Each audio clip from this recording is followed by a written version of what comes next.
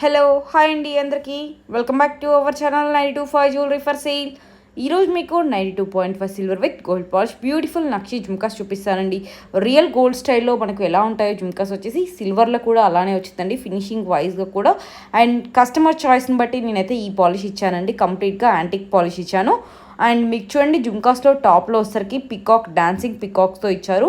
And jhumka కూడా చాలా క్యూట్గా ఉందండి. జుమ్కా మీద మీకు వచ్చేసరికి స్టోన్స్ వచ్చేసి మోజనైట్ స్టోన్స్తో ఇచ్చాడు, అక్కడక్కడ కుందన్ స్టోన్స్ కూడా ఇచ్చాడండి.